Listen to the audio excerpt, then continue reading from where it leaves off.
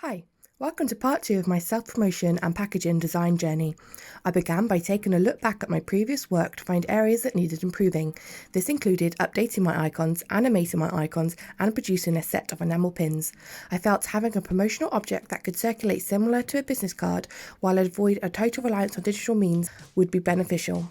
My lack of logo on my current business card also stuck out to me as something I needed to rectify, so I decided to combine both these concerns to create an entirely new business card.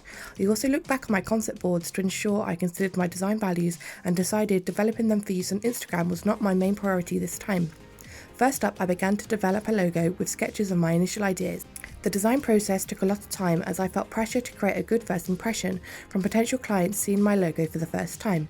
I experimented with various layouts, but I struggled with the flow of my text and I couldn't quite get it right, no matter what I tried. It was at this point I decided to make a change and Graphics by Alex was born. It had a nice ring to it and offered up further inspiration and fresh ideas. I also switched up my colour scheme, which I feel is now less harsh on the eye. I now had a logo, palette and a font that I could be identified by.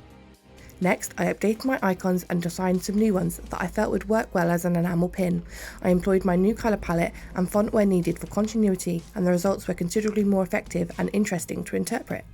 I now had to produce my own enamel pins to use as the focus on my new business cards. I experimented with both the level of emboss and gold enamel before reaching my final product. Since the beginning of my research on Behance and Pinterest, I knew I wanted my new business cards to have a box of chocolate effect, where each pin represented a different aspect of myself as a graphic designer. With this in mind, I came up with a folded card design to hold the pins. I then began turning my icons into fun animations and GIFs that I could use across social media. I feel this adds a new dynamic to otherwise static icons, which will strengthen communication and engage my audience. I finished up by producing a repeating pattern utilising my icons. The final task was to produce a self-promotional video where I aimed to show more of my personality.